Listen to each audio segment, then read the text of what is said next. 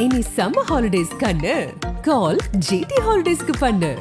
GT Holidays, South India's #1 travel brand. Renocon AAC Blocks. It saves 30% in steel, cement and labor cost. ஒவ்வொரு சதுர அடியிலும் சந்தோஷம். ஒரு communist என்றால் எப்படி இருக்கணும்? முதல்ல கம்யூனிசம் என்றால் என்ன சார்? கம்யூனிசம் என்பது முதலாளித்துவத்துக்கு எதிரான ஒரு இயக்கம். ரெண்டு கொள்கை தான் உலகத்தில். பொருள் முதல் வாதமா, கருத்து முதல் வாதம். பொருள் வேணுமா மொத்தத்தில், இல்ல கருத்து வேணுமா? கம்யூனிசம் சொல்லுவதே அதுதான். 8 மணி நேரம் 7 மணி நேரம் தான் உறக்கம், மீதி நேரம் பூரா வேலை செய்யணும் ஆலை முதலாளிகள். அப்படி செய்ய முடியாதுங்கிறான். இங்க அமெரிக்கா ஆலை முதலாளிகளை எதிர்த்து போராடுறான், ரத்தம் சிந்துறான். அந்த ரத்தத்துல துணியை துவைச்சு இதாண்டா இங்க குடிக்கிறான். அதுதான் சேப்பு. அமெரிக்காவில் தான் மே தினத்துக்கான பிள்ளையார் சொல்லி போடப்பட்ட காலம். மாவோவுக்கு குழந்தை பிறகுது. இந்த லாங் மார்ச், நீண்ட நெடிய பயணத்துல இந்த குழந்தையை வளர்க்க முடியாது. ஒரு ஏழை விவசாயிக்கு தன்னுடைய குழந்தையை கொடுத்துட்டு வந்தார். அதிபர் ஆன பிறகு குழந்தையை தேடுறாரு. அந்த குழந்தை எங்க இருக்குன்னு கண்டே பிடிக்க முடியாது. அப்போ சீனாவை மீட்டெடுத்தது கம்யூனிசம், மாசேத்தும். கம்யூனிஸ்ட் தியாகம் எவ்வளவு பெரிய தியாகம்னு பாருங்க. 20,000 பெண்களுடைய தொழில் என்னன்னா உடலை விற்பது. லாங் மார்ச் புரட்சி குழு 1.5 லட்சம் பேர் அங்க தங்குறாங்க. இதை எப்படி ஒழிப்பது? நமது போர் வீரர்களே, புரட்சியாளர்களே, அத்தனை பெண்கள் திருமணம் பண்ணிக்கணும்னு முடிவு பண்ணாங்க. மாசேத்துக்கு சொல்றாரு. ஒரே நாள்ல அந்த நகரத்தில் இருந்த ஆயிரக்கணக்கான பெண்கள் இந்த புரட்சியாளருடைய மனைவியை மாறினார். லெனின் அதிபராக இருந்து மரணத்தின் தருவாய். அடுத்து உங்களுடைய இந்த நாட்டினுடைய அதிபர் யார்? லெனினை கேக்குறாங்க. இந்த ஜோசப்ப கூட்டிட்டு வாங்க. ஒரு ஆலையில காக்கி பேண்ட போட்டுட்டு உடம்பு பூரா சட்டை பூரா என்ன கிரீஸ் ஆயில். அவர்தான் ஜோசப் ஸ்டாலின். ஸ்டாலின் என்ன? இரும்பு மனிதன். யார் வச்ச பேரு? லெனின் வச்ச பேரு. ஹிட்லர் கொடூரமாக அதிபருடைய மகனை சுட்டு கொன்று பார்டர்ல கொண்டு பாடியை போடுகிறான். அவனுடைய உடலில் 162 தோட்டாக்கள் உடம்புல இருந்து. கோபம் கொண்ட வரை தானே இங்க துப்பாக்கியில சல்லடையா பிச்சிருக்கான். அதிபருடைய மகனுடைய நிலைமையை பாருங்க. அவன் தான் கம்யூனிஸ்ட். நீங்கள் அடிமைப்படுத்தி வைத்திருக்கிற 3ஆம் உலக நாடுகளை விடுதலை செய்யணும். இந்தியா உட்பட விடுதலை யாருடைய காலடியில் இருந்தது? ஸ்டாலினுடைய காலடியில் இருந்தது. காந்தி புடுங்கல, நேருவும் புடுங்கல. பிரிட்டிஷ்காரன் சொல்றாரு, அடிமைப்படுத்தி வச்சிருக்கிற இந்தியா, இலங்கை, பாகிஸ்தான் போன்ற நாடுகளை அத்தனை நாடுகளையும் விடுதலை பண்ணணும். புரட்சி அடிப்படையில் பார்த்தா நியாயத்துக்கு குரல் கொடுக்கிறது, அவ்வளவுதான். அதுதான் ஒண்ணுமே இல்லை. அதாவது உழைப்பவனுடைய வியர்வை நிலத்துல சிந்தி அது காய்வதற்கு அவன் கூலியை கொடுத்திருக்கிறது கம்யூனிஸ்ட். வேற ஒண்ணுமே இல்லை. ஆதம் தமிழர்களுக்கு வணக்கம். பல்வேறு துறைகளில் ஆக சிறந்த ஆளுமைகளை சந்தித்து நாம் நேர்காணல் எடுத்து வருகிறோம். அந்த வகையில் மீண்டும் நம்மோடு இணைந்திருக்கிறார் மூத்த பத்திரிகையாளர் தமிழா பாண்டியன் அவர்கள். அவரிடம் கேட்பதற்கு நிறைய இருக்கின்ற வாருங்கள், அவரிடமே கேட்போம். வணக்கம் திரு பாண்டியன் சார். வணக்கம். எப்படி இருக்கீங்க? நல்லா இருக்கேன். பாண்டியன் சார், இன்னைக்கு பேசக்கூடியது ஒரு வரலாற்று பதிவு, ஒரு வரலாறு பேசப்பட வேண்டிய ஒரு பதிவு. வரலாறே பேசி இருக்க வேண்டியது, வரலாற்றில் ஆட்சி செய்திருக்க வேண்டியது கம்யூனிசம். இந்திய கம்யூனிஸ்ட் கட்சி 1925 தொடங்கப்பட்டது. அதே ஆண்டுதான் RSS தொடங்கப்பட்டது. ஆனால் இன்றைக்கு கம்யூனிசம் எங்க இருக்கு அப்படின்னா தேட வேண்டிய சூழ்நிலையில் இருக்கு. கம்யூனிசம் தேர்தல் களத்தில் தமிழ்நாட்டிலும் கேரளாவிலும் தான். இங்க ஒரு 4 திமுக தயவுல, அங்க கேரளாவில் 1. அதுவும் பொது உடைமை சித்தாந்தம் இருக்கக்கூடிய கேரளாவில் ஒரே ஒரு சீட்டு தான் ஒரு MP போறாங்க. இப்படி ஒரு நிலையில் இருக்குது. கம்யூனிசம் இன்னைக்கு தோற்று போய் விட்டதா? கம்யூனிசம் ஏன் அந்த அளவுக்கு பெரிய உயிர்ப்போடு நிக்கல, அதிகாரத்துக்கு வரல? மார்க்சியம் பேசுகிறோம், லெனினியம் பேசுகிறோம். உலக தொழிலாளர்களே ஒன்று கூடுங்கள் அப்படின்ற கோஷம் இன்னைக்கு நம்ம தமிழ்நாட்டில் கூட ஒலிக்கலையே சார். எந்த கம்யூனிஸ்ட்வாதிகளும் இந்த கோஷத்தை பெருசா சொல்லவே இல்லையே சார். எங்க போச்சு கம்யூனிசம்? ஏன் கம்யூனிசம் இவ்வளவு நீர்த்து போக காரணம் என்ன? இதனுடைய உண்மை வரலாறு சொல்லுங்க. ஒரு கம்யூனிஸ்ட் என்றால் எப்படி இருக்கணும்? முதல்ல கம்யூனிசம் என்றால் என்ன சார்? அதுல இருந்து தொடங்குவோம். இல்லை, உலகத்தில் வெல்லப்பட முடியாத ஒரு தத்துவம் கம்யூனிச தத்துவம். உலகம் முழுக்க கம்யூனிசம் என்பது முதலாளித்துவத்துக்கு எதிரான ஒரு இயக்கம். ரெண்டு கொள்கை தான் உலகத்தில். பொருள் முதல் வாதமா, கருத்து முதல் வாதமா? பொருள் வேணுமா மொத்தத்தில், இல்லை கருத்து வேணுமா? இதுதான் கம்யூனிசம் சொல்லுவதே. அதுதான் பொருள் முதல் வாதமா, கருத்து முதல் வாதமா? நீங்கள் கம்யூனிசத்தினுடைய தந்தை மார்க்ஸ், காரல் மார்க்ஸ். மார்க்ஸினுடைய இனிய நண்பன் நீங்கள் ஏங்கல்ஸ், ஃப்ரெடரிக் ஏங்கல்ஸ். 2 பேரும் தான் இந்த பூமி பந்தை பற்றி சிந்தித்தவர்கள். நீங்கள் மார்க்ஸ் ஒரு மார்க்சிசம் எழுதலைன்னா இன்றைக்கி சீனாவும் இல்லை, ரஷ்யாவும் இல்லை, கியூபாவும் இல்லை, வடகொரியா, வடவியட்நாம், இப்படி இத்தனை நாடுகளில் கம்யூனிசம், அதாவது 1/3 மூணு பேர் உலகத்தில் இருக்கால ஒரு ஆள் கம்யூனிசம் பேசுகிறான். உலக மக்கள் தொகையில் 3 பேரில் ஒரு ஆள் கம்யூனிசம். இதுதான் கம்யூனிசம். இன்னைக்கு 16-17களில் முதல் கம்யூனிஸ்ட் நாடு உருவாகுது. எங்கே? ரஷ்யாவில். ரஷ்யாவில் ஜார் மன்னனுடைய அடக்குமுறை அதிகம். ஜார் மன்னன்கிட்ட இருந்து அதிகாரத்தை மக்கள் பறிக்கணும்னு நினைக்கிறான். அப்படி பறிக்கணும்னு நினைத்த காலத்தில் அந்த பறிப்புக்கான தலைமையை லெனின் தாங்குறார். லெனினுக்கு அந்த மன்னை சொல்லனா கொடுமையெல்லாம் நிகழ்த்துறான். தப்பி போகிறார், பல நாடுகளுக்கு போய் ஒளிஞ்சிருந்து. ஆனாலும் கம்யூனிசத்தினுடைய தேவை ரஷ்யா முழுக்க வேர் விட்டு நீங்கள் நீர் விட்டு வளர்க்குறாங்க, துளிர் விட ஆரம்பிச்சு. அதுதான் நீங்கள் உலகம் பூராமே கம்யூனிச தேவை இருக்கு. தேவையை ஒரு புரட்சிகர இயக்க தலைமை தாங்கணும். ஓகே, இதுதான் கம்யூனிசம் வெல்லும். அதாவது முதலாளித்துவத்தை எதிர்க்கிறது, அதிகார வர்க்கத்தை கேள்வி கேட்பது. அதாவது புரட்சி அடிப்படையில பார்த்தா நியாயத்துக்கு ஒரு குரல் கொடுக்கிறது. அவ்வளவுதான், அதுதான் ஒண்ணுமே இல்லை. நீங்க அருமையா சொல்லிட்டீங்க. அதாவது உழைப்பவனுடைய வியர்வை நிலத்துல சிந்தி அது காய்வதற்கு அவன் கூலியை கொடுத்துருக்கிறது கம்யூனிஸ்ட். வேற ஒண்ணுமே இல்லை. அருமை. இதுக்கு வேற எந்த டெபர்மேஷனுமே தேவையில்லை. ரைட். உழைப்பவனுடைய வேர்வை நிலத்துல சிந்தி காயறதுக்குள்ள சம்பளத்தை கொடுறாங்க. இதுதான் கம்யூனிஸ்ட். ஓகே. நீங்க முதலாளி என்ன சொல்றான்னா, முதலாளிக்கு கம்யூனிஸ்டுக்கு என்ன சண்டைனா, ஒரு பேனா தயார் பண்ண, ஒரு பேனா விலை 10 ரூபா. இந்த பேனா 10 ரூபாய்க்கு நான் வாங்கினேன். இதில் 2 ரூபா பிளாஸ்டிக் இருக்கு. 2 ரூபா பிளாஸ்டிக்கை முதலாளி வச்சிருக்கான். 2 ரூபா பிளாஸ்டிக்கை முதலாளி 10 ரூபா பண்ண முடியுமா? இதுக்கு தொழிலாளி தேவை. ஆமா. இதுக்கு யார் தேவை? தொழிலாளி தேவை. சரி. தொழிலாளி 2 ரூபாய்க்கான பிளாஸ்டிக்கை கொடுத்தா அவன் உட்கார்ந்து இரவு பகலா நிப்பு மூடி மேல இருக்கிற எல்லாம் செஞ்சு அதுக்கு 10 ரூபா விலை நிர்ணயிக்கிறான். அப்ப 2 ரூபா பிளாஸ்டிக்கு எவ்வளவு விலை வருது? 8 ரூபா. 8 ரூபா உபரி வருது. அப்போ முதலாளிக்கு 4, தொழிலாளிக்கு 4 தானே வரணும். ஆமா. இதுதானே உலக நியதி. இதுதானுங்க. பேனாவா உருவாக்குனதே அந்த தொழிலாளி. காண்பதெல்லாம் தொழிலாளி கண்டான், அவன் கண்டது என்னவோ வறுமை தாண்டா.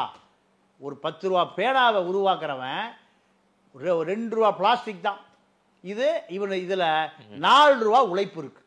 அப்ப 4 ரூபா 10 ரூபாய்க்கு பேனாவை 8 ரூபா உபரி வருது.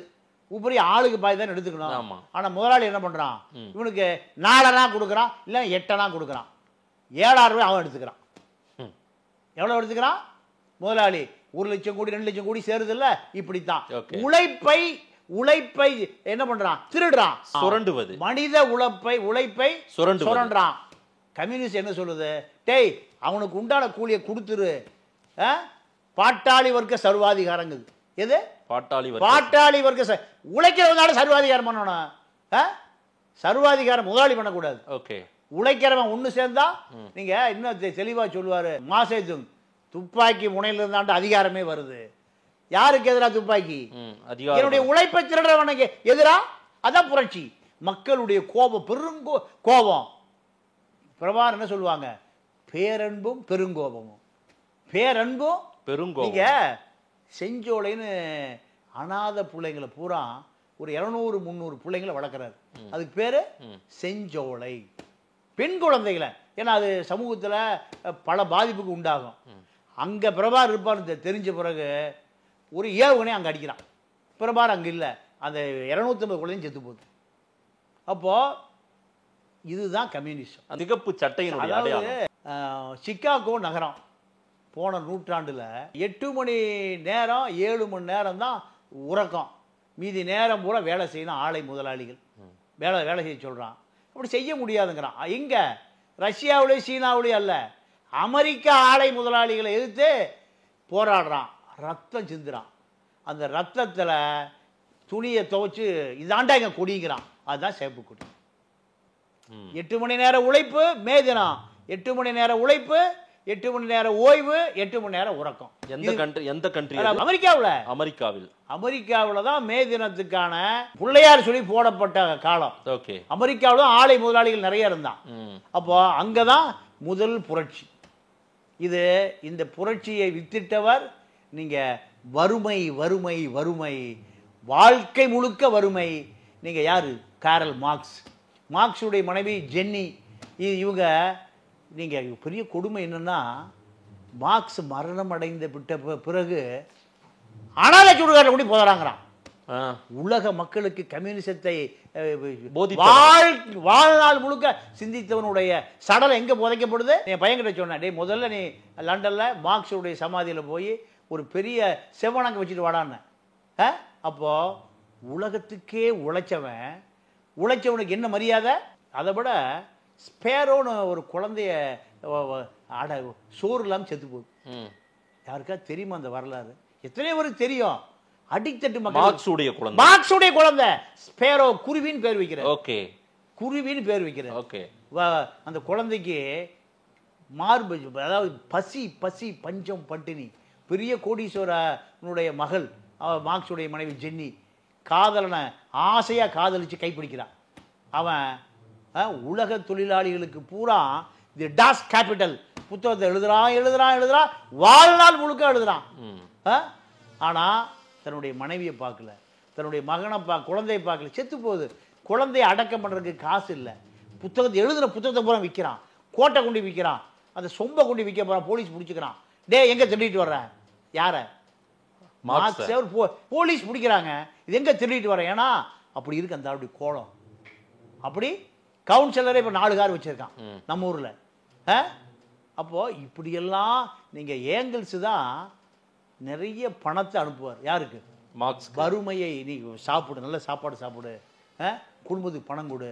ஏங்கல்ஸ் ஒரு ஆள் இல்லைன்னா மார்க்ஸே இல்லை. மார்க்ஸ் இறந்த போதுதான், ஒரு இறந்து போனால் அவர் செத்து போனார், மறைந்து போனார். மார்க்ஸ் இறந்த போதுதான் அவர் சிந்திப்பதை நிறுத்தி கொண்டார் அப்படின்னு சொன்னாங்க. ஒரு சிந்தனைவாதி, இந்த மக்களுக்காக ஒரு புரட்சியாளன் எப்படி இருக்க வேண்டும்ன்றத மார்க்ஸ் தான் நம்ம எடுத்துக்கணும். அப்படிப்பட்ட ஒரு மாமேதை தான் மார்க்ஸ். மார்க்ஸினுடைய சிந்தனையை தான் லெனின் ரஷ்யாவில் செயல்படுத்துகிறார். மார்க்ஸினுடைய அந்த கம்யூனிசம் தான் சீனாவில் மாவோயிசமா மாறுது. மாவோயிசம் மார்க்சிசம் எங்க மாறுது? ரஷ்யாவுல இருந்து ரஷ்யாவுல ஆலை முதலாளிகள், பெரிய நில உடைமையாளர்கள், இவர்களுக்கு எதிராக அங்க மார்க்சிஸ்ட் லெனினிஸ்டா இருக்கு. ஓகே. சீனாவுல என்னவா இருக்கு? மாவோயிஸ்டா மாறுது. ஏன்னா மார்க்ஸ் என்ன சொல்றாருன்னா, என்னுடைய கொள்கையை பெரியார் அப்படித்தான் சொல்லுவார், அப்படியே எடுத்துக்காத, அந்த மக்களுக்கேற்ற மார்க்சிசமா மாத்து. ஓகே. யாருக்காக?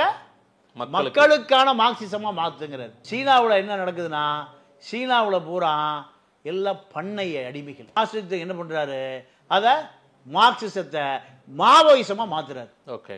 நீங்க அதை விட கொடுமை என்னங்கன்னா, மாவோவை சொல்லுவாங்க, மாவோ மூட நம்பிக்கையான கதைகளை சொல்லுவார். எதுக்கு? மார்க்சிசத்துக்கு. ஓகே. என்னன்னா மார்க்சிசத்தை மண்ணுக்கேற்ற மார்க்சிசமா மாத்துறார். அதான் மாவோயிசம். என்ன அங்க கொடுமையிலும் கொடுமை. எங்க? சைனாவில் பெண்களை விற்கக்கூடிய வறுமை. எங்க? சீனா. அதாவது கண்ணீரும் கம்பளையுமான நாடு சீனா. ஒரு மனைவி, ஒரு தாய், வறுமை. அப்போ சில காசுகளுக்காக மனைவியை அடிமையாக விற்றுருவான் கணவன். சீனாவில் இருந்து 100 வருடங்களுக்கு முன்பு. அப்போ இது பல வரலாற்று நூல்களில் என்ன பதிவு பண்ணுறான்னா, இங்கே 3 குழந்தை இருக்கும், அவன் அங்கே விற்றுருவான். இந்த குழந்தை அம்மா தன்னை விட்டு பிரிஞ்சிருவா. இந்த சோகம் அந்த குழந்தைக்கு இரவு முழுக்க தூங்காமல் தாயை பாதுகாக்கும். இந்த குழந்தை முழிச்சுட்டே இருக்கு, தூங்கலை. இதை தெரிந்து கொண்ட தாய் அன்று இரவு தன்னுடைய பயணத்தை அடிமை கூப்பிட்டே இருப்பான், இன்னைக்கு ஒரு நாள் தவணை கொடு. 2வது நாள் இதே நிலைமை. சீனாவில் நடந்த உண்மை கதை. அப்போது அதே மாதிரி ரெண்டாவது நாள் அந்த குழந்தை தன்னை தாயை கட்டி பிடிச்சி தூங்கிட்டு, 2வது நாள் அவள் போக மாட்டான். 3வது நாள் அந்த குழந்தை சரி அம்மா இனி போக மாட்டா, குழந்தையை தூக்கி போட்டு அவன் அடிமை கூட்டிகிட்டு போயிடுவான். ஆண்களும் பெண்களும் அடிமையாக இருந்த இந்த சமூகத்தை மீட்டெடுத்தது கம்யூனிசம் தான். நீங்கள் சீனாவை போல 2ஆம் உலகத்தில் சீனா ரோலே இல்லை. வரலாறு திருப்பி பாருங்க. ஜப்பான் இருக்கு, இத்தாலி இருக்கு, ஜெர்மன் இருக்கு, பிரிட்டன் இருக்கு, அமெரிக்கா இருக்கு, ரஷ்யா இருக்கு. சீனாவே இல்லை 2ஆம் உலக போர்ல. செகண்ட் வேர்ல்டு வார்ல. இந்தியாவும் இல்லைங்கிற 2வது விஷயம். இந்தியா பிரிட்டிஷ்காரன் பிடிச்சி வச்சிருக்கான். ஆனால் இவ்வளோ இன்னைக்கு உலகத்தை கட்டி ஆளுகிற சீனா செகண்ட் வேர்ல்டு வார்ல ரோலே இல்லை. சரி, இன்னைக்கு சீனா இல்லாத ரோலே இல்லை. உலகம் பூரா சீனா தான். அப்போ இவ்வளவு அடிமை மக்கள், வறுமை, நீங்கள் இந்த 7ஆம் அறிவு படம்லாம் கூட பார்க்கலாம். அப்போ மாவோ தான் என்ன பண்ணுறாரு, சீனாவுடைய வடக்கு பகுதியில் இருந்து தெற்கு பகுதி நோக்கி புரட்சியை முன்னெடுக்க வேண்டும் என்பதற்காக 1.5 லட்சம் புரட்சியாளர்களை கூட்டிட்டு கிளம்பி வர்றார். 1.5 வருட காலம் நடைப்பயணம். இதில் பல ஊர்களில் புரட்சியாளர்கள் கம்யூனிச சீனாவை வென்றெடுக்க வேண்டும், வறுமையை ஒழிக்கணும், இதுதான் பிரச்சாரம். கடைசியாக வந்து சேரும்போது 1,37,000 பேர் வழியிலே செத்து போகிறான். வழியிலேயே செத்து போகிறான். இதை விட பெரிய கொடுமை என்னன்னா, மாவோவுக்கு குழந்தை பிறக்குது. குழந்தை இந்த லாங் மார்ச், நீண்ட நெடிய பயணத்தில் அந்த குழந்தையை வளர்க்க முடியாது. ஒரு ஏழை விவசாயிக்கு தன்னுடைய குழந்தையை கொடுத்துட்டு வந்துடுறாரு. அதிபர் ஆன பிறகு குழந்தையை தேடுறாரு. அந்த குழந்தை எங்கே இருக்குன்னு கண்டே பிடிக்க முடியல. அப்போது இப்படித்தான் சீனாவை மீட்டெடுத்தது கம்யூனிசம், மாசேத்துங். நீங்கள் ஒரு பெரிய ஒரு நகரத்துக்கு இந்த லாங் மார்ச் படை கடந்து வருது. இப்படி கடந்து வருகிற பொழுது அந்த நகரம் முழுக்க விபச்சாரம் தான், வேற தொழிலே இல்லை. அப்போ இதை ஒழிப்பதற்கு என்ன பண்ணணும்? ஏன்னா இவருக்கு அந்த கடமை இருக்கு, மாசேத்துங். அதுக்கு அதாவது ரஷ்யானா லெனின், ஸ்டாலின், லெனின் ஸ்டாலின். இங்க சீனானா மாசேத்துங். மாசேத்துங் தான், வேற யாரும் தான். மாசேத்துங் ஒரே மாசேத்துங் தான், ஒரே மாசேத்துங். ஓகே, மாசேத்துங். ஓகே. அப்போ கம்யூனிஸ்ட் தியாகம் எவ்வளவு பெரிய தியாகம்னு பாருங்க. நடந்து வர்றாங்க. அந்த ஒரு பெரிய நகரமும் இல்லை, கிராமமும் இல்லை. 20,000 பெண்களுடைய தொழில் என்னன்னா உடலை விற்பது. அந்த நகரத்தில் அந்த லாங் மார்ச் புரட்சி குழு 1.5 லட்சம் பேர் அங்கே தங்குறாங்க. தங்கின பிறகு இதை எப்படி ஒழிப்பது? நமக்கு சமூக கடமை. இதை பார்த்துட்டு கடந்து போயிட முடியாது. இதை பார்த்துட்டு அந்த பெண்களுக்கு வேறு வழி இல்லை, உடலை விற்பதை தவிர வேறு வழி இல்லை. இதை ஒழிச்சே ஆகணும். எனக்கு நாளைக்குள்ள நான் இங்கிருந்து கிளம்பும் போது இதுக்கு ஒரு முடிவு தெரியணுங்கிறார். யாரு? பல குழுக்கள் விவாதம் நடக்குது. விவாதம் நடந்து அவர்கிட்ட கடைசியாக வருது என்ன, நமது போர் வீரர்களே, புரட்சியாளர்களே, அத்தனை பெண்களுக்கு திருமணம் பண்ணிக்கணும்னு முடிவு பண்றாங்க. மாசேத்துங் சொல்றாரு. ஒரே நாள்ல அந்த நகரத்தில் இருந்த ஆயிரக்கணக்கான பெண்கள் இந்த புரட்சியாளர்களுடைய மனைவியை மாறிடுறாங்க. ஓகே. விபச்சாரம் ஒழிஞ்சுதான் ஒரே நாள்ல. இதுதான் கம்யூனிசம். சீனாவில் வந்து சீனாவின் துயரம் மஞ்சள் நதி. அந்த நதி பெருக்கெடுத்து போச்சுன்னா பல லட்சக்கணக்கான பேர் செத்து போயிடுவோம் வெள்ளத்தில். இப்போ காவிரி இருக்கு, காவிரி கரை உரண்டு ஓடிச்சு என்ன ஆகும்? கரையோரம்னா அழிஞ்சு போயிடும். ஆமாம். அப்போ இதை ஒவ்வொரு முறையும் பல லட்சக்கணக்கான பேர் அடிச்சுட்டு போயிருக்கு. கடலில் போய் பாடி தேட வேண்டியிருக்கு. இதை அடக்கியே தீர வேண்டும். இந்த கம்யூனிஸ்ட் புரட்சியாளர்களுடைய முடிவு என்ன பண்ணுறான்? ஆளுக்கு ஒரு மண்வெட்டியோட எங்கே போகிறான்? மஞ்சள் நதி. பல லட்சக்கணக்கான பேர் கரையை உயர்த்துறான், கரை கட்டுறான். நீங்கள் நம்ம காவிரி கரையை உயர்த்தினதா பல ராஜாக்கு கதை இருக்குது. புட்டு வித்த பாட்டி முதுகில் அடிச்சது அப்பெல்லாம் இருக்குது. காவிரி கரை புரண்டு ஓடி காவிரி தமிழகத்தினுடைய துயரமாக மாறுகிற பொழுது ஒரு கடவுளே வந்து மண் சுமந்தார். அப்போ ஒரு கிழவி வீட்டுக்கு ஒரு ஆள் வரணுங்கிறாங்க. அப்போ கிழவிக்கு வீட்டுக்கு ஆள் இல்லை. அப்போ என்ன பண்ணுது? ஒரு ஆள் ஒரு சோம்பேறி படுத்திருக்கான். அவனை போய் எழுப்பி ஒரு புட்டு தரேன், புட்டு வைக்கிற பாட்டி, நீ போய் எனக்காக போய் காவிரியை கரையை உயர்த்து. அப்போ இந்த புட்டை வாங்கி தின்னுட்டு வந்தால் படுத்து கிடக்கிறான். அப்போ ராஜாவுடைய சேவம் வர, கிளவி உன்னுடைய ஆளுங்க இந்த பாரு, அவனுக்கு நான் புட்டை கொடுத்தேன், சாப்பிட்டு படுத்து கிடக்கிறான். முதுகுல ஓங்கி ஒரு அடி அடிக்கிறான். யாரு? அந்த ராஜாவுடைய ஆள். அதுதான் நமக்கு முதுகில் இருக்கிற தாரை. அவர் யாரு? சிவபெருமான். காவிரி கரையை உயர்த்துவதற்கு சிவபெருமானே வந்தாரு. புட்டுக்கு மண் சுமந்தார். படிச்சமா? ரைட். இப்போ காவிரி கரை போல அங்க மஞ்சள் நதி தீரம். அப்போ மாசத்துக்கு முதல் மண்வெட்டியோடு போறாரு. பல லட்சக்கணக்கான இளைஞர்கள், புரட்சியாளர்கள், பெண்கள் என்ன பண்றாங்க? கரை உயர்த்தப்பட்டது, மஞ்சள் நதி அடக்கப்பட்டது. இதுதான் கம்யூனிசம். ஓகே, இதுதான் கம்யூனிசம். நீங்க அதே போல ரஷ்யாவுக்கு போவோம். ரஷ்யாவில் ஏறக்குறைய லெனின் அந்த நாட்டினுடைய அதிபர். லெனின் அதிபராக இருந்து மரணத்தின் தருவாயில அடுத்து உங்களுடைய இந்த நாட்டினுடைய அதிபர் யார்? யாரை தீர்மானிக்க போறீங்க? மரணத்தின் பிடியில் இருக்கிற லெனினை கேட்குறாங்க. லெனின் என்ன சொல்றாரு? அந்த ஜோசப்பை கூட்டிட்டு வாங்குறாரு. ஜோசப் எங்க இருக்காரு? ஒரு ஆலையில காக்கி பேண்டை போட்டுட்டு என்ன வேலை பார்த்துட்டு இருக்காரு. உடம்பு பூரா, சட்டை பூரா என்ன கிரீஸ், ஆயில். அவரு தான் ஜோசப் ஸ்டாலின். ஸ்டாலின்னா என்ன? இரும்பு மனிதன். யார் வச்ச பேரு? லெனின் வச்ச பேர். நம்ம ஊர் ஸ்டாலின் அல்ல. நான் இந்த ஸ்டாலினை, அந்த ஸ்டாலினை பார்த்தா கருணாநிதி அவர்கள் இரும்பு மனிதனாக இந்த ஸ்டாலினுக்கு பேர் வைக்கிறார். இந்த ஸ்டாலின் பேர் வச்சோன்னையும் டான் பாஸ்கோவில் சேர்த்த மாட்டேன்ட்டானுவோ. கம்யூனிஸ்ட் பேர்லாம் வச்சிருக்க, தூக்கிட்டு கூட்டிட்டு போயான்றானுங்க. கலைஞர் பதிவு பண்றாரு. ஆமா, கம்யூனிஸ்ட் பேர்லாம் வச்சுட்டு இங்கே வந்து டான் பாஸ்கோ ஸ்கூல் அட்மிஷன் போட முடியாது, போய் அவன் ஸ்கூலே மாத்திரன்ட்டு வேற கூட்டிட்டு வந்துட்டாரு. இது ஒரு கதை. அப்போ கலைஞரும் ஒரு புரட்சியாளர். ஆமா. யார் அடுத்த அதிபர்? மாஸ்கோவில் இருக்கக்கூடிய எல்லா நாட்டு தூதர்கள் வந்து சேர்ந்துட்டான். பிரிட்டிஷ் தூதர், பிரெஞ்சு தூதர், அமெரிக்க தூதர், யார் யார்? ஏன்னா உலகத்தையே மிரட்டக்கூடிய, உலகத்தையே அச்சுறுத்தக்கூடிய கம்யூனிஸ்ட நாடு உலகத்திலே ஒரே நாடு இது. நீங்க ரஷ்யா தான். அப்புறம் தான் சீனா வந்தது. யார் அந்த அடுத்த அதிபர்? யார்? ஆயில் பேண்டோட, அழுக்கு சட்டையோட, அழுக்கு பேண்டோட, ஆலை வேலை, ஒர்க் ஷாப் வேலை பார்த்து எப்படி இருப்பாங்க அப்படி ஒருத்தர் கூப்பிட்டு வர்றாங்க.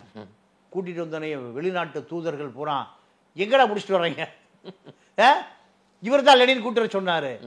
மரணப்படுக்கையிலிருந்து லெனினை கொண்டு காமிக்கிறாங்க. அப்போ ஜோசப் என்பது அவருடைய இயற்பெயர்.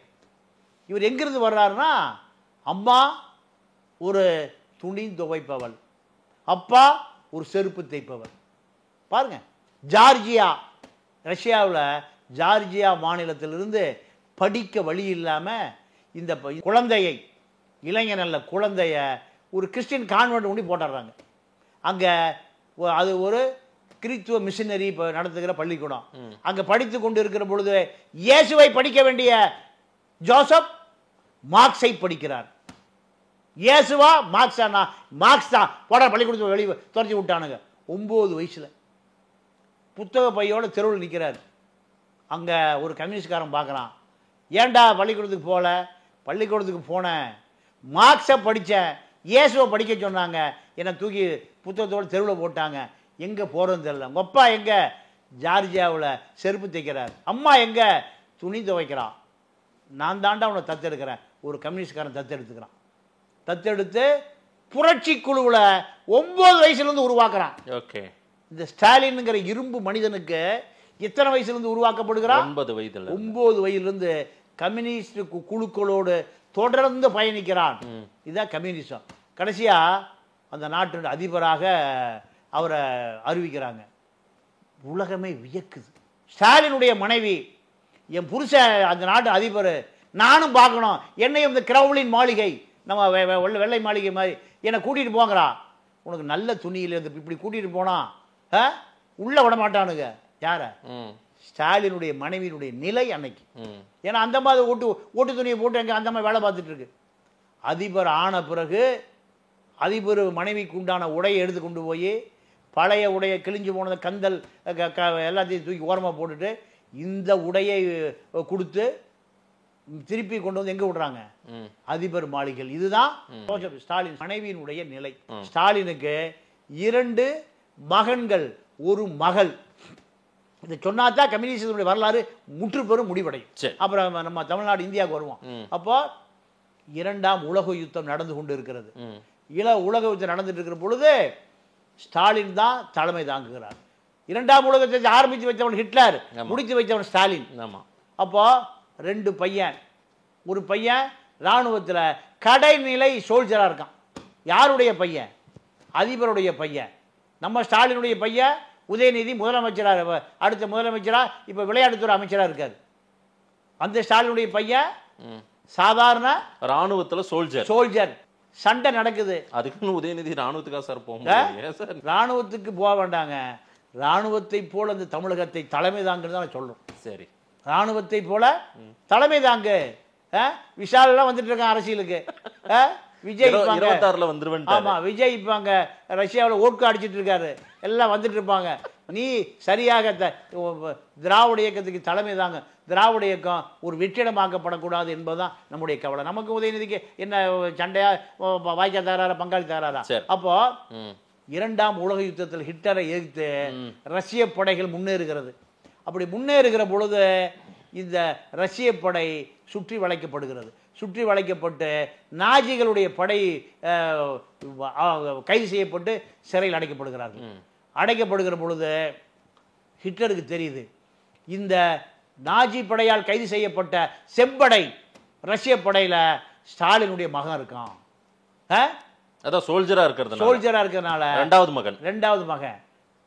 உடனே ஹிட்லர் சொல்றான், ரைட்டு, அதிபருடைய மகன் நம்முடைய பாதுகாப்பில் இருக்கார், அவரை நாங்கள் ஒன்றும் பண்ண மாட்டோம். ஆனால் அவரை விடுதலை செய்யணும்னா எங்களுடைய நாஜி படையினுடைய கர்னல், லெப்டினன்ட் ஜெனரல், கேப்டன், இப்படி ஒரு பெரிய பட்டியலை கொடுத்து 260 பேர் இவனை பூரா ரிலீஸ் பண்ணுங்கிறான். யாரு? ஹிட்லர். அப்போ அதிபருடைய உதவியாளர் வந்து காதுக்குள்ள கிசுகிறார், ஐயா நம்ம தம்பிய பிடிச்சிட்டு போயிட்டானுவா. ஹிட்லர் விட சொன்னான், அவன் இப்படி ஒரு பட்டியலை கொடுத்துருக்கான், அவ்வளவு பேரும் விட சொல்லி என்ன செய்யலாயான்னு பதில யார்கிட்ட கேட்கிறா? ஸ்டாலினுடைய முகத்தை பார்க்கிறார். ஸ்டாலின் உணர்ச்சி வசப்படாமல் சொல்லுகிறார், நம்ம நாட்டு சட்டப்படி ஒரு சோல்ஜருக்கு ஒரு சோல்ஜர், ஒரே சோல்ஜருக்கு ஒரு சோல்ஜர், அவ்வளவுதான். இப்ப மாட்டுப்பட்டவனா ஒரு சோல்ஜர். அதே போல அவன் சோல்ஜர் ஒரு சோல்ஜர் விட்டுட்டு நம்ம சோல்ஜரை கூட்டுவான். உணர்ச்சி வசப்படாம சொல்றாரு. அவன் தான் கம்யூனிஸ்ட், அவன் தான் புரட்சியாளன், அவன் தான் சிந்தனையாளன், உலக மக்களுக்கான தலைவன். அப்போ இந்த தகவல் ஹிட்லர்ட்டு போகுது. ஹிட்லர் சொல்றான், ஹிட்லர் கொடூரமாக அவனை, யார, அதிபருடைய மகனை சுட்டு கொன்று பார்டரில் கொண்டு பாடியை போடுங்கிறான். அவனுடைய உடலில் 162 தோட்டாக்கள் உடம்புல இருந்து, ஒரு தோட்டாவிலே ஆள் இறந்துருவான். அப்போ கோபம் கொண்ட வரை தானே இங்க துப்பாக்கியில சல்லடையா பிச்சிருக்கான். அதிபருடைய மகனுடைய நிலைமையை பாருங்க. அவன் தான் கம்யூனிஸ்ட், அவன்தான் கம்யூனிஸ்ட், அவன்தான் புரட்சியாளன். தன் மகனை காப்பாற்ற வேண்டும் என்றால் அவன் கொடுத்த லிஸ்ட் அவர் பண்ணிட்டு போயிருக்கலாம், ஆனா பண்ணல அவர். இன்னொரு மகன், அவன் வந்து விமான படை வீரன், இரண்டாவது மகன். எனக்கு கம்யூனிசம்னா என்னன்னு இங்க இருக்கிறவனுக்கு தெரியல. சரி, ஒரு கம்யூனிஸ்ட் எப்படி எல்லாம் இருந்திருக்காங்க, அதுக்குதான் நீங்க வரலாற்றில் பல கம்யூனிஸ்ட் சித்தாந்தமுடைய பெரும் பெரும் சாதனையாளர்கள், கொடையாளர்களை சொல்றீங்க.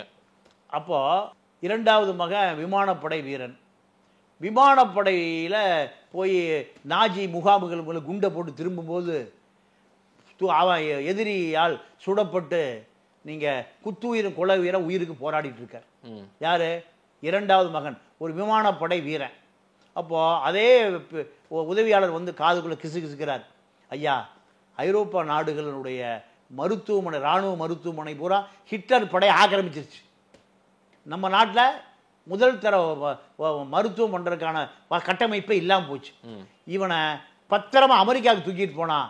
அமெரிக்காவில் ஒரு தனி கண்டம், தீவு, அங்கே எந்த பழுதும் இல்லை. அதனால் இவனை எப்படியாவது காப்பாற்றிடலாம். அவர் எந்த முகத்தில் உணர்ச்சி படாமல் சொன்னாராம், என்னுடைய மகன் குற்றுயிரும் குலையுறாக இருக்கான், விமானப்படையில் என்னுடைய பல மகன்களும் இதே கண்டிஷன் தான் இருக்கான், அத்தனை பேரையும் தூக்கு. எங்க? அமெரிக்காவுக்கு. அத்தனை பேரையும் தூக்கு அப்படின்னா. அப்போ அவன் உதவியாளர் சொல்கிறான், நம்ம விமானப்படை அவ்வளோ பத்தாதியா? சண்டையில் இருக்குது, ஒரு விமானம் 2 விமானம் தான் பறக்க முடியும். அத்தனை விமானங்களையும் அத்தனை பேரையும் தூக்கிட்டு போனால் விமானம் சண்டை பிடிக்கிறதுக்கு வழி இல்லை. அப்போ விட்டுரு. அவனும் மரணம் அடைஞ்சாரான். ஆக மொத்தம் இந்த தேசத்துக்காக, உலகத்துக்காக. ஏன்னா ஹிட்லரை ஒழிக்கலினா ஹிட்லர் எங்கே வருவான்?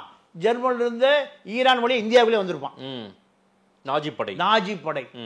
நீங்கள் 2ஆம் உலக யுத்தத்தில் நீங்கள் இந்திய சுதந்திர போராட்ட வீரர்கள் கம்யூனிஸ்டுகள் பூரா யாருக்கு சப்போர்ட் பண்ணுறான்? பிரிட்டனுக்கு சப்போர்ட் பண்ணுறான். ஏன் பிரிட்டன் யாருக்கு சப்போர்ட் பண்ணுது? ஸ்டாலினுக்கு சப்போர்ட் பண்ணுது. பிரிட்டன் அமெரிக்கா யாருக்கு? அமெரிக்கா, பிரிட்டன், ரஷ்யா 3ம் சேர்ந்து தான் ஹிட்லரை எதுக்குது. நீங்கள் எவ்வளோ பெரிய மனிதாபிமானி பாருங்க. அப்போ அமெரிக்காவும் பிரிட்டனும், அதாவது வின்ஸ்டன் சர்ச்சில் பிரிட்டிஷ் பிரதமர், ஐசன் ஹோவர் அமெரிக்க பிரதமர், 2 பேர் வந்து, நான் அதை ரொம்ப குறைவாக சொல்ல நினைக்காதீங்க, ஸ்டாலின் சரண்டர் ஆயிட்டாங்க. அமெரிக்க ஜனாதிபதியும் பிரிட்டிஷ் பிரதமர் 2 பேர். ஏன்? நீ தான் காப்பாற்றணும். இன்னும் நான் வந்து அவங்க 2 பெரிய நாட்டு அதிபர்கள் நான் சொல்லலை, சரணாகதி ஆயிட்டாங்க. சரி, நீ தான் காப்பாற்றணும். அப்போ 3 பேரும் சந்தித்து பேசுவதற்காக ஜூரிச்சில் ஒரு இடத்தை தயார் பண்ணுறாங்க. அப்போ அதுதான் இந்த உலகத்தினுடைய போக்கை மாற்றிய நாட்கள். சரி, உலகத்தை மாற்றிய நாட்கள். அப்போ அந்த அறையை எப்படி அழகுபடுத்துவது, அந்த அறையை எப்படி அழகுபடுத்துவதுன்னு அப்போ வின்ஸ்டன் சர்ச்சில் சொல்கிறாரு, அருமையான பறவைகளுடைய படத்தை. ஏன்னா பேசும்போது யாரும் உணர்ச்சி வசப்படக்கூடாது, 3 அதிபர்களும் சண்டை பிடிக்கக்கூடாது, கருத்து வேறுபாடு வந்துடக்கூடாது, அது நீண்டக்கூடாது. நீண்டா உலகம் அழிஞ்சு போயிடும். உலகத்தை காப்பாற்றணும். அப்போ இவர்களுடைய மனநிலை எப்படி இருக்கணும்? ஆமாம், அமெரிக்க அதிபர் பூக்களால் அலங்கரித்து வை, எப்படி? மலர்களால் அலங்கரித்து வைங்கிறார். ஆமாம், ஸ்டாலின்கிட்ட கேட்குறாங்க, குழந்தைகளுடைய போட்டாவை ஒட்டி வை. குழந்தைகளை பார்த்தா தான் எனக்கு கோபம் வராது. எவ்வளோ ஒரு மனிதாபிமானி. அவன் பூக்களை கேட்கல, பறவைகளை கேட்கல. எதை கேட்டான்?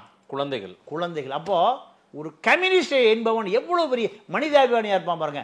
அடுத்து இன்னொரு பெரிய வரலாறு, இந்தியாவுக்கான வரலாறு. நீங்கள் அடிமைப்படுத்தி வைத்திருக்கிற 3ஆம் உலக நாடுகளை விடுதலை செய்யணுங்கிறான். இந்தியா உட்பட விடுதலை யாருடைய காலடியில் இருந்தது? ஸ்டாலினுடைய காலடியில் இருந்தது. காந்தியும் புடுங்கல, நேருவும் புடுங்கல. பிரிட்டிஷ்காரன் சொல்றாரு, நீ பிடிச்சி அடிமைப்படுத்தி வச்சிருக்கிற இந்தியா, இலங்கை, பாகிஸ்தான் போன்ற நாடுகளை அத்தனை நாடுகளையும் விடுதலை பண்ணணும். முதல்ல ஆக்கிரமிப்பு நான் அனுமதிக்க மாட்டேன். யார் சொல்றா? ஸ்டாலின். அப்போ இதை உடனடியாக ஒத்துக்கிறாரு.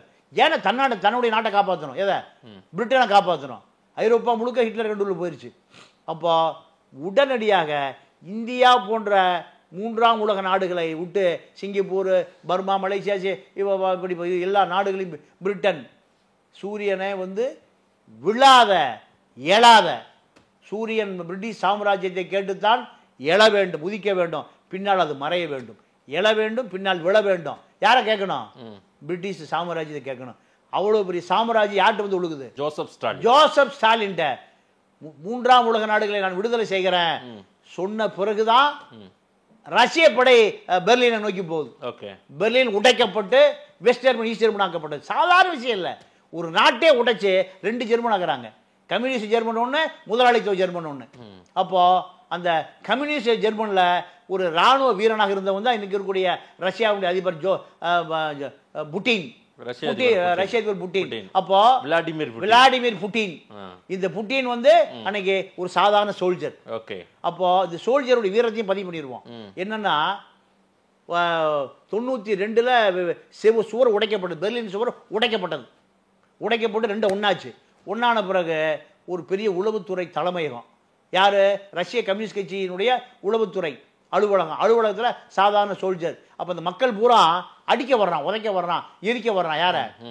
டேய், எங்க ஜெர்மனை நீங்க தானே அடிச்சீங்க ரஷ்யர்கள், அதனால ஓடிருங்கடானே எல்லாம் அடிக்க உதைக்க வர்றான். அப்போ உடனே யாரோட துப்பாக்கி இருக்கோ, இயந்திர துப்பாக்கி எடுத்துட்டு முன்னாடி வாங்க. இப்படி முதலில் தலைமை தாங்கி போனவன் பெரிய பெரிய மிலிட்டரி கேனல்லாம் தப்பிச்சு ஓடி போயிட்டானா. எங்க? அந்த ரஷ்ய உளவுத்துறை தலைமையகத்தில் முதல்ல துப்பாக்கி கூட நாலு ஆறு இளைஞன் யாரு?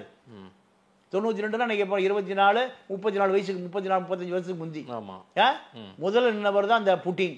Vladimir Putin. எங்களை எவனா தொட்டீங்க சல்லடையா தொலைச்சிருவான். இப்படி அத்தனை அதிகாரிகளையும் பத்திரமா வண்டியில் எழுதி பண்ணி காப்பாற்றியவர் தான் இன்னைக்கு அந்த ஜோசப் ஸ்டாலினுடைய வாரிசு ரஷ்யா விளாடிமிர் புட்டின். இப்படி வரலாறு. அப்போ 2ஆம் உலக யுத்தத்தை முடிவுக்கு கொண்டு வந்தவன் கம்யூனிஸ்ட். இந்தியாவில் கம்யூனிஸ்ட்.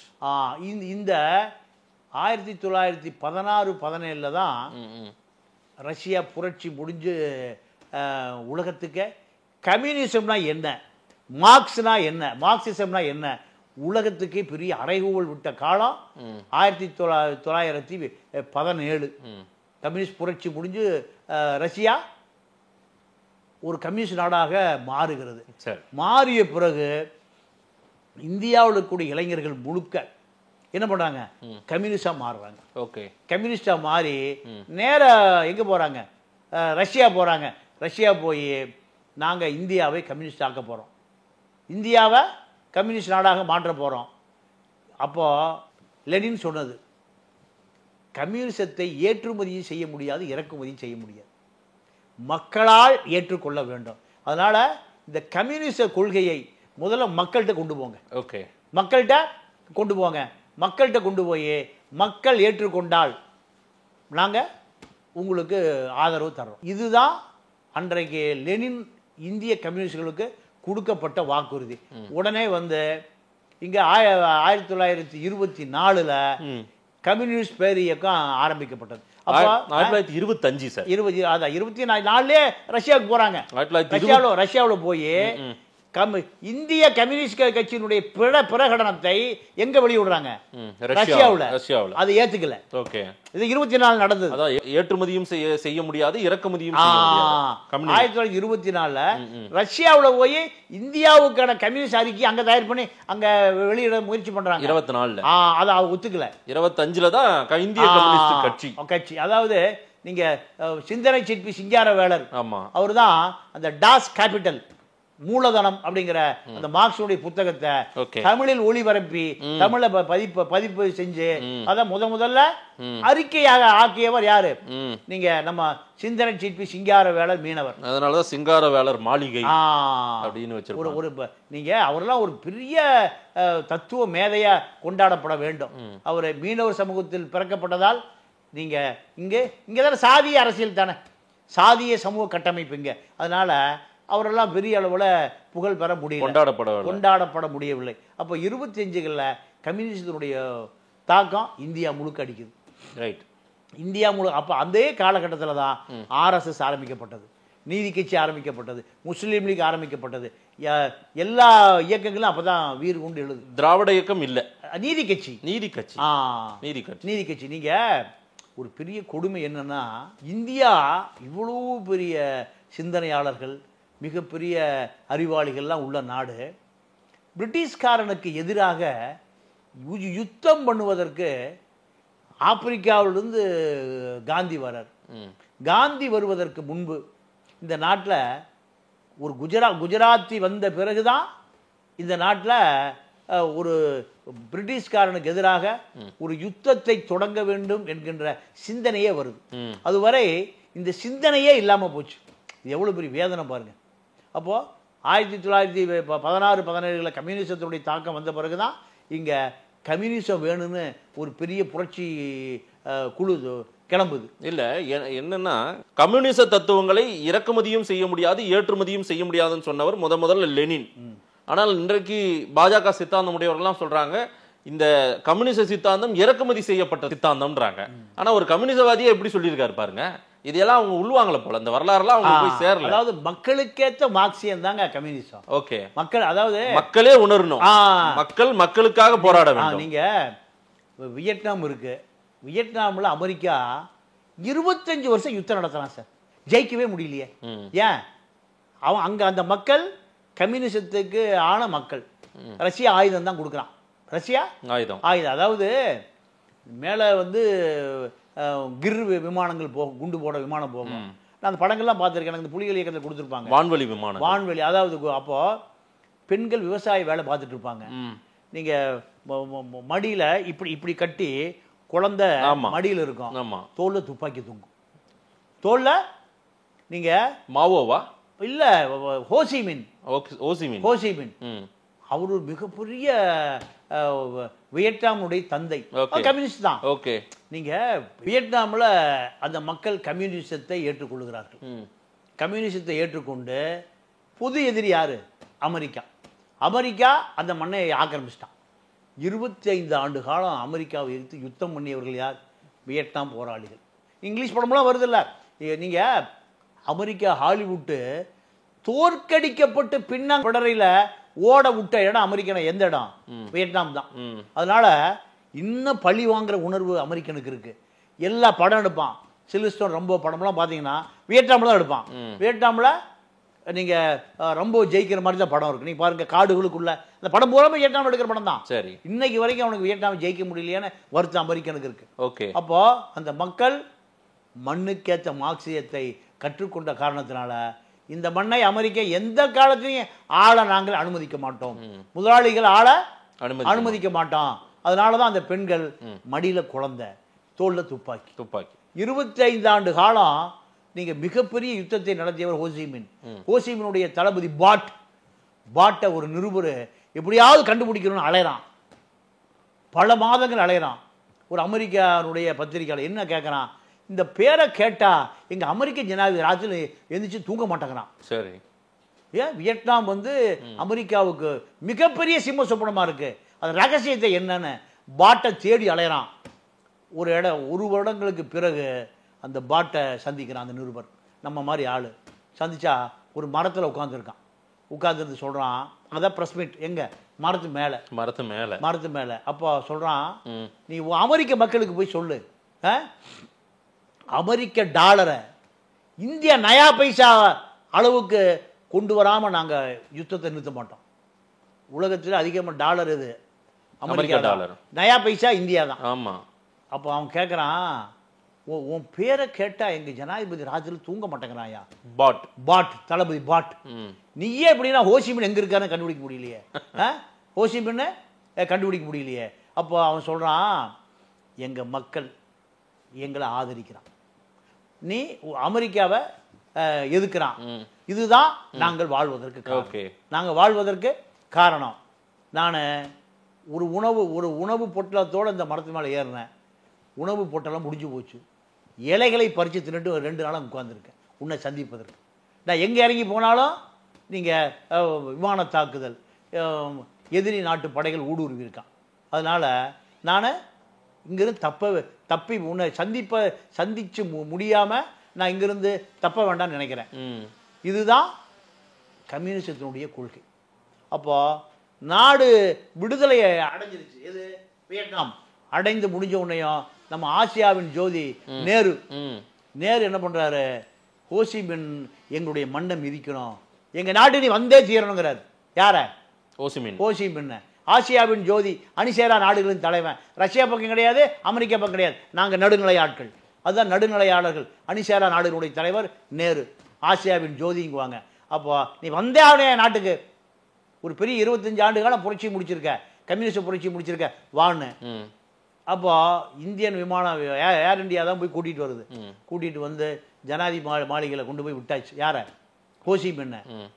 வெள்ளை மாளிகையில் இருக்கார், ஜனாதிபதி மாளிகையில். ஹோசிமின் ரொம்ப நேரம் ஆளை காணோம். காலையில் நிகழ்ச்சி கிளம்பி போனோம், காந்தி சமாதிக்கு மரியாதை செலுத்தினோம். பார்த்தா கோட்டுக்கிட்டலாம் துவைச்சு காய போட்டு உட்கார்ந்துருக்கார். யாரு? வியட்நாமனுடைய தந்தை ஹோசிமின். கிழிஞ்ச ஓட்ட கோட்டு அதெல்லாம் போட்டுட்டு போய் கேட்குறாரு, நீ சொல்லி தான் நான் உங்களுக்கு எத்தனை. இப்போ சொன்னாராம், என்னுடைய நாடு பூரா இப்படி தான் கந்தல் கரதை பிச்சு எல்லாம் ஓட்ட ஷூவாக தான் இருக்குது. அத்தனை பேருக்கு நான் போய் விடுதலை வாங்கி கொடுக்கணும். அது அவர்களெல்லாம் நல்ல உடை, நல்ல உணவு, நல்ல இருப்பிடம், இதுக்கு பிறகுதான் என்னுடைய உடையை நான் மாற்றிக்கணும்னாராம். அவன் தான் கம்யூனிஸ்ட். ஹோசிமின் சாதாரண ஓட்டல் சர்வர். இப்படி கம்யூனிசத்துக்கு மிகப்பெரிய வரலாறு, உலகத்துல ஈடு இணையான வரலாறு இந்த பூமி பந்தில் இதுவரைக்கும் பிரிக்கப்படவே இல்லை, கண்டுபிடிக்கப்படவே இல்லை. உலக கம்யூனிஸ்டுகளை சொல்லிட்டீங்க, உள்ளூர் கம்யூனிஸ்ட், இந்திய கம்யூனிஸ்டுக்கு இந்திய கம்யூனிஸ்டுக்கு வருவோம். இப்போ இந்தியாவில் கம்யூனிசம் ஆங்கிலேயன் காலத்திலும் கம்யூனிசம் தடை செய்யப்படுகிறது. ஆமா, ஆங்கிலேயரும் கண்ட இடத்துல சுட்டுக் கொள்றான் கம்யூனிஸ்டுகளை. அப்போ கம்யூனிஸ்டுகளுக்கு புரட்சியை தொடர்வதா புரட்சியை தவிர்ப்பதா, இப்படி ஒரு இக்கட்டான சூழ்நிலை. இந்த சூழ்நிலையில தான் இந்தியாவுக்கு சுதந்திரம் கிடைக்குது. சுதந்திரம் கிடைத்த பிறகு நேரு பிதாமகன் இந்த நாட்டினுடைய பிரதமராக பதவியேற்றுக் கொள்கிறார். பதவியேற்றுக் கொண்டு கம்யூனிஸ்டுகளுக்கு ஒரு அறைகோல் விடுக்கிறார். நீங்கள் எல்லாம் ஜனநாயக பாதைக்கு திரும்புங்க, சரி, நீங்கள் எல்லாம் தேர்தல் அரசியலுக்கு வாங்க, இங்க நின்று எம்எல்ஏ எம்பி ஆகிங்க, யாரும் தயவு செய்து ஆயுதத்தை தூக்கி புரட்சி நடத்தாதீங்க. அதெல்லாம் ரஷ்யா சீனாவோட முடிஞ்சு போச்சு. இங்க முதலாளித்துவ நாடு இது. டாடா, பிர்லா, அம்பானி, ஜெங்கானி, அதானி, அன்னைக்கு அதானி இல்லை, பல பினாமிகள் இருக்காங்க. நேரு அறைகோல் விடுக்கிறார். விடுத்த உடனேயும் கம்யூனிஸ்டுகள் சொல்றாங்க, எங்களுடைய போராட்டம் ஆயுத போராட்டம் தான், இந்த நாட்டை சிவப்பாக மாற்றுவது தான் எங்கள் கொள்கை. இஎம்எஸ் நம்பியிருப்பாட்டு போன்ற பல தலைவர்கள் எல்லாம். அப்போ பிடி ரண உலகத்திலேயே முதல் முதலமைச்சர் இஎம்எஸ் நம்பியிருப்பாட்டு தான், கம்யூனிஸ்ட் முதலமைச்சர்.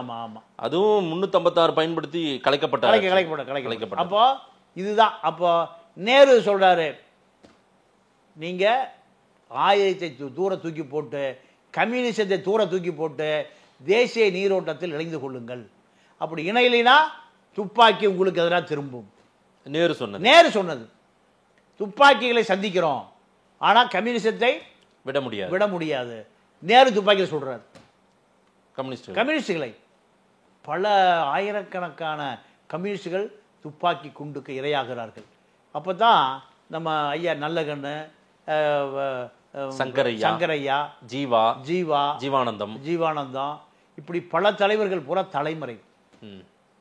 அதாவது நீங்க இவர் கேரளா இஎம்எஸ் நம்பியூர்லாம் பல கோடி நிலம், சொத்து, சுகம் எல்லாத்தையும் நாட்டுக்கு கொடுத்துட்டு தலைமறைவா இருக்கார்.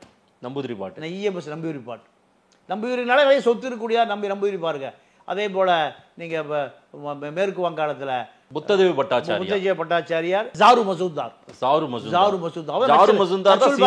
நக்சல்பாரி தலைவர். சொல்றது கரெக்டா? புத்ததேவ பட்டாச்சாரியார், ஜாரு மசூதார், புத்ததேவ பட்டாச்சாரியார் ஜோதிபாசி பின்னாடி வந்தவங்க. ஆமா, இவங்க எல்லாமே, அதாவது ஜாரு மசூதார், அப்புறம் வந்து ஜோதிபாசு, புத்ததேவ பட்டாச்சாரியா, நிரூபன் சக்கரவர்த்தி, இப்படி நிறைய பேர் இருந்தாங்க. ஓகே, எல்லாமே கம்யூனிஸ்ட் நாங்க விடமாட்டோம் சொன்ன பிறகு துப்பாக்கி குண்டை பரிசாக கொடுக்கிறார் நேரு. தலைமறைவு வாழ்க்கை வாழ்ந்தா மறுபடியும் தலைமறைவு. நீங்க சங்கரையா பத்தி சொல்லணும்னா, நீங்க பெரிய தியாகி.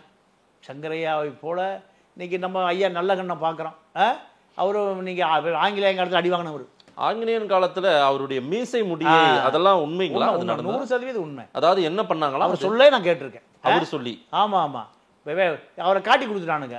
காட்டி கொடுத்துட்டு பிடிச்சி கொண்டு திருநெல்வேலி போலீஸ், ஏதோ ஒரு ஊர், திருநெல்வேலி டிஸ்ட்ரிக்ட் ஒரு போலீஸ் வச்சு அடிக்கிறாங்க. அப்படி லாடம் கட்டி கயிறுக்கு கால் ரெண்டு ஒன்னா கட்டி நடுவில் கம்பு வச்சு தூக்கி தொங்க விட்டு மீதி ஆளெல்லாம் காட்டி கொடுக்குறான். சக கம்யூனிஸ்ட் தோழனை காட்டி கொடுன்னு அடிக்கிறான். அப்போ களப்பால் சுப்பு, எத்தனை தியாகிகள். என்ன நடந்ததா என்ன? அப்போ அவரு எனக்கு யாரையுமே தெரியாது, இல்லை உனக்கு தங்கியிருக்க இடம் தெரியும், உன்னை இப்போ இன்னைக்கு நைட்டு என்கவுண்டர் இன்னைக்கு நைட்டுக்குள்ள உன்னுடைய கதை முடிஞ்சது. இப்படி அடுத்த நாள் வச்சு அடிக்கிறான். இப்படி 3 நாள் அடிக்கிறான். அப்போ தான் முடிவு பண்ணுறான், இவன் உண்மையாகவே தெரியாது போல் இருக்கு. ஏன்னா இவர் என்கவுண்டர் பண்ணணும்னு சொன்ன பிறகும் தெரியல. கொள்கை உறுதி, யாரையும் காட்டி கொடுக்கக்கூடாது. காட்டி கொடுத்து அவன் நிலைமை என்ன? இதே நிலைமை தானே. நம்மோடு போகட்டும். நீங்க சங்கரையா என்ன பண்ணாரு, போய் ஒரு சலவை தொழிலாளி வீட்டில் போய் ஒழிச்சுக்கிறாரு. சரி, சலவை தொழிலாளி வீட்டில் என்ன கேட்குறேன், எனக்கு ஒரு வேலை கொடுறாங்கிறாரு. அவன் சரி நமக்கு துணி துவைக்க ஒரு ஆள் கிடச்சிட்டான்னு ராத்திரில தான். ஏன்னா சலவை தொழிலாளி எங்கே போய் ஆற்றுல எப்போ துவைப்பான்? ராத்திரியில் தானே. ராத்திரியில் எப்படின்னு கேட்டிங்கன்னா, நீங்கள் அடுப்பில் போட்டு வெள்ளாய் வைப்பானுங்க. வெள்ளாய் அடுப்புக்கு நெருப்பு வைக்கணும், நெருப்பு அணையாமல் பார்த்துக்கணும். அப்போ சலவை தொழிலாளியாக கொஞ்ச நாள் தலைமறைவாக இருக்கார். படுத்து தூங்குறது எங்கே? அழுக்கு துணி மேலே. இப்படி தூங்கி உடம்பு முழுக்க 10 வந்துருச்சு. அப்போ இந்த தகவல் தெரிஞ்ச பிறகு மதுரையை சேர்ந்த கம்யூனிஸ்ட் தோழர்கள், நீ அங்கே இருக்க வேண்டாம், கிளம்பி நடந்தே வந்துரு. எங்க பஸ் யாரை பிடிச்சிக்குவான்? மதுரை. திருநெல்வேலியிலேருந்து எங்கே போகிறாரு? மதுரைக்கு. ஏன்னா இவர் சொந்த ஊர் மதுரையிலும் திருநெல்வேலி கட்சி வேலைக்கா அனுப்பப்பட்டு தலைமறைவாக இருக்கார். அப்புறம் மதுரை சென்னைக்கு வர்றாரு. எப்போ நடந்தே மதுரையிலேருந்து சென்னைக்கு. எவ்வளோ பெரிய தியாகம் அந்த கொள்கைக்காகங்க, வேற எந்த நோக்கம் இல்லை. அப்போ பிரிட்டிஷ் காலத்தில் நடந்த அதே அடக்குமுறை எப்போ நடக்குது? நேரு வந்த பிறகு நடக்குது. நேரு வந்த பிறகு அப்போ சிபிஐ இருக்கக்கூடிய தலைவர்கள் என்ன பண்றாங்க, நம்ம தொடர்ந்து இப்படியே தலைமறைவு வாழ்க்கையில் ஒரு இயக்கத்தை நடத்த முடியாது, நம்ம தேசிய நீரோட்டத்தில் கலந்து கொள்வது தான் இயல்பு. பிடி ரணதிவே போன்ற தலைவர்கள் எல்லாம் முழுக்க முழுக்க நேருடைய இணக்கமாக போய் ஜனநாயக பாதையில் திரும்பிடுறாங்க. திரும்பிய பிறகு சில தலைவர்கள் நாங்கள் மீண்டும் புரட்சி தான், மீண்டும் சிகப்பு தான், அதனால தான் சிபிஐ ஒட்டஞ்சு சிபிஎம்பா மாறுது, மார்க்சிஸ்ட் கம்யூனிஸ்ட். இது இன்னும் வீரியமான இயக்கமா இருக்கு. அதாவது இவங்க மிதவாதிகளா ஆயிட்டாங்க. ஆமா, பாராளுமன்ற ஜனநாயகத்தை ஏத்துக்கிறாங்க. இந்திய கம்யூனிஸ்ட் ஏத்துக்கிறாங்க. உடைஞ்சுதான் சிபிஎம் மாறுது. நாங்க ஏத்துக்க மாட்டோம்னு வர்றாங்க. சிறிது காலம் தாக்கு பிடிக்க முடியல. இவர்களும் தேசிய நீரோட்டத்தில் இணைந்து கொள்கிறார்கள். அதிலிருந்து சிபிஎம் பெல், அதாவது இந்திய கம்யூனிஸ்ட் கட்சி, மார்க்சிஸ்ட் லெனினிஸ்ட், அதாவது நக்சல், மார்க்சிஸ்ட் எம்எல்னு போடுவாங்க, நக்சல் குரூப். அவங்க இன்னைக்கும் நாங்க இதை ஏத்துக்க மாட்டோம், நாங்க ஆயுதம் தான், ஆயுதத்தின் மூலம் தான் இந்த புரட்சியை நடத்துவோம். இதுக்கு நடுவில் சிபிஎம் உடைஞ்ச பிறகு நேர சீனா போறாங்க.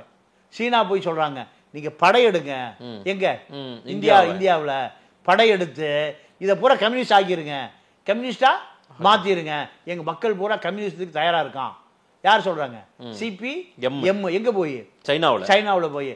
அப்போ சைனா அதிபர் சொல்றான், கம்யூனிசத்தை ஏற்றுமதியும் பண்ண முடியாது, இறக்குமதி. அங்க இருக்கிற மக்களா மாறி புரட்சி பண்ணி கம்யூனிஸ்ட கொடிய பார்க்க விடணும் செங்கோட்டையில. அதுதான் புரட்சி. நாங்க படைய கொண்டு வந்து எல்லாத்தையும் புரட்சி என்பது அது அல்ல, திணிக்கப்படுவது புரட்சி அல்ல. கரெக்ட். இது திணிக்கப்பட்டு எந்த சித்தாந்தமும் அது மக்களால் ஏற்றுக்கொள்ளப்படும். நீங்க கியூபா வந்து இன்னைக்கு 100 ஆண்டு கால கம்யூனிஸ்ட் இருக்கு. ஆனா அந்த மக்கள் கம்யூனிசத்தை ஏற்றுக்கொண்டான். அமெரிக்கா கண்டத்துக்குள்ள ஒரு சின்ன குட்டி நாடு, 2 கோடி பேர் இருக்கிற நாடு. அந்த நாடு இன்னும் கம்யூனிஸ்டாவே இருக்கு. 68 கிலோமீட்டர் தான் கடல். நம்ம அந்த ராமேஸ்வரம் மன்னார் மாதிரி இது 28, அது 68. அப்போ அந்த மக்கள் கம்யூனிஸ்டத்தை ஏற்றுக்கொண்டான். இன்னைக்கு உலக சுகாதார இயக்கத்தினுடைய தலைவர் கியூபா தான். பிடல் காஸ்ட்ரோ முதல்ல கிராண்ட்மே கப்பல்ல போய் இறங்குறாரு சேக்குவாரோட. இறங்கிய பிறகு மக்கள் பூரா கொண்டாடுறான், துப்பாக்கி எடுத்துட்டு. அந்த பாஸ்டிலா ராஜாவை ஓட விடுறான், எல்லாம் ஓடி போறானுங்க. ஓடி போன பிறகு அந்த நாட்டுடைய முதல் அதிபரா பிடல் காஸ்ட்ரோ அதிபராகிறார். அவர் தம்பி ரால் காஸ்ட்ரோ, சேக்குவாரா எல்லாமே. அப்போ புரட்சி என்பது மக்கள் செய்யறது. அப்போ சிபிஎம் சொன்னதை சீனா ஏத்துக்கல, மறுத்துட்டாங்க. அதன் பிறகுதான் எல்லாம் ஜனநாயக மயப்படுத்தி நீங்க முதலமைச்சரா யார் தலைமையில? இஎம்எஸ் தலைமையில் ஜனநாயக பாதையில எல்லாத்தையுமே இல்ல. அதாவது சுதந்திரத்துக்கு முன்பாகவும் கம்யூனிஸ்ட் தடை செய்யப்பட்டது. நேரு வந்து தடை பண்றாரு. நேரு கம்யூனிஸ்டுகளை சுட்டு கொண்டாரு. சேலம் ஜெயில 28 பேரை சுட்டு கொண்டாங்க. ஓகே, கம்யூனிஸ்ட் ஒழிக்கணும்னு முடிவு பண்றாரு நேரு. ஏன்னா கம்யூனிசம் வந்து ஆயுதம் தாங்கிய புரட்சி.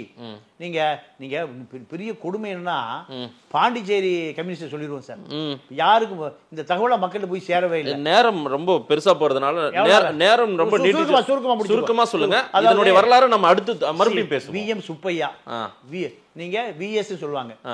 அவரு பிரெஞ்சு கவர்மெண்ட் எங்க பாண்டிச்சேரியில பிரெஞ்சு கவர்மெண்ட் எதிர்த்து பெரிய போராட்டம் பண்றாரு. கிளம்பி போடாங்கிறாரு பிரெஞ்சுக்காரர்.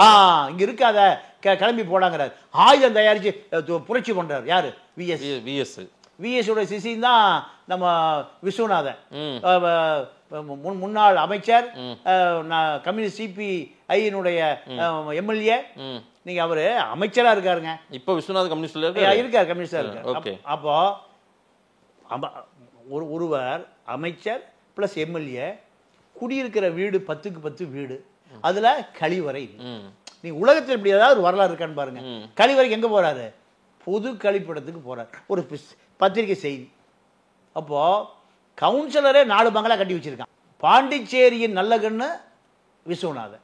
அப்போ ஏங்க நீங்கள் எலெக்ஷன் நிற்கிறீன்னு கேட்டேன். காசு கேட்குறானுங்க. எவ்வளவு? 200 ரூபா 200 ஓட்டு கேட்குறானா. அதோட முடிவு இந்த தேர்தலில் நமக்கு ஆகாது. ஏன்? என்ன காரணம்?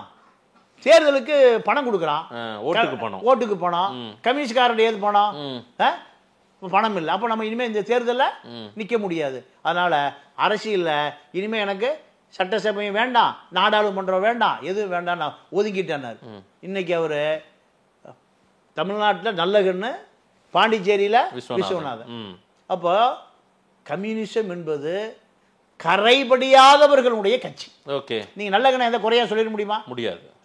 சங்கரையா சொல்லிட முடியுமா? முடியாது. 102 வயசு. நீங்க இப்படி பல தோழர்கள், திருப்பூர்ல கணபதினு ஒருத்தர், ராஜாஜி ஒரு கூட்டத்துக்கு அழைக்கிறார். ஒரு கூட்டம், அதாவது அனைத்து கட்சி கூட்டம் போலன்னு நினைக்கிறேன். அது சப்ஜெக்ட் டு கரெக்ஷன், தவறா இருந்தா மாத்திருக்கேன். ஜீவாவை அழைக்கிறாங்க. இல்ல நான் சொல்றேன். அதாவது ஜீவா எம்எல்ஏங்க, தாம்பரம் தொகுதி எம்எல்ஏ. அப்போ காமராஜர் முதலமைச்சர் பள்ளிக்கூடம் திறக்க போறாரு. கண்டிப்பா பதிவு நல்ல மர ஞாபகப்படுத்துறீங்க. நான் மாத்தி சொல்றேன். இல்ல கரெக்ட் தான். அதாவது பள்ளிக்கூடம் திறக்க போறாரு. பள்ளிக்கூடம் திறக்க போகும்போது ஜீவா வீடுங்க தான் இருக்கு, அவரையும் கூட்டிட்டு போவோமே. இவரு காங்கிரஸ் முதலமைச்சர், அவர் கம்யூனிஸ்ட். இத்தனைக்கு ஜீவா வந்து பெரியார்ட்டு வந்தவர், பெரியார்ட்டு சங்கரையா பெரியார்ட்டு வந்தவர். அது ஒரு பெரிய கதை, அப்புறம் சொல்றேன். அப்போ போறாரு. போகும்போது ஜீவா, அந்த பள்ளிக்கூடம் வேணும், பள்ளிக்கூடம் நீ தான் கேட்டுட்டு இருந்த, பள்ளிக்கூடத்தை திறந்து வைக்க போறோம், வா கிளம்பு. காமராஜர் கூப்பிடுறாரு. நீ முன்னாடியே போங்கன்னு பின்னாடியே வந்துடுறாங்கிற. ஏரியா கார்ல இல்ல போ, சரி ஏதோ முக்கிய வேலை இருக்கு பார்த்துட்டு வருவான். போறாரு. என்ன பண்றாரு? வேட்டி சட்டையும் துவைச்சு காய போட்டுட்டு, அது கொஞ்சம் வெள்ளையும் சொல்லாமே போகணும்ல, அதனால வெயில்ல காய போட்டுட்டு இருக்காரு. காமராஜர் ஒரு ஆள் அனுப்பி கூப்பிடுறாரு. போய் பார்த்தா என்ன நடக்குது? வேட்டி சட்டை காயுது. நீ ஹோசிமின் ஜனாதிபதி மாளிகையில் கோட்டு சூட்டு எல்லாம் இங்கே தாண்டா நல்லா தண்ணி கிடைக்குதுன்னு ஏதோ ஒரு படத்தில் வடிவேல் கும்மி காய போடுற மாதிரி, அங்கே ஹோசிமின்னு, இங்கே ஜீவா. அவனுங்க அவன் வியட்நாம் கம்யூனிஸ்ட்டு, இவரே நம்ம ஒரு சென்னை கம்யூனிஸ்ட்டு. துணியை காய போட்டுட்டு போனோடனே காமராஜர் கண்ணில் தண்ணி விட்டுருக்கார். தண்ணி விட்டு கூட இருக்கிற ஆட்களை சொன்னாராம், அவனுடைய மனைவி படிச்சிருக்கு, அந்த அம்மாவுக்கு டீச்சர் வேலை போட்டு தரேன், 3 நேரம் சோறாவது திம்பான். ஆனால் அவங்ககிட்ட சொன்னால் இப்போ அவன் இவன் தான் பேசுவாரான். அந்த ஆள் ஏற்றுக்க மாட்டார். ஏன்? அதனால் படிச்சிருக்கு அந்த அம்மாவுக்கு ஒரு வேலை போட்டு தர்றேன். சும்மா கிடையாது, அப்ளிகேஷன் போட்டு அந்த அம்மா டீச்சர், அதுக்கு பின்னாடி தான் சாப்பாடை. அப்போது நீங்கள் எனக்கு திருப்பூரில் ஒரு கம்யூனிஸ்ட் சொன்னார். அவர் இப்போ எனக்கு ஒரு 80 வயசு 85 வயசு இருக்கும். கோயம்புத்தூர் ட்ரெயின் ஏறி சென்னைக்கு வர்றதுக்காக அவர் வழி அனுப்ப போயிருக்காரு.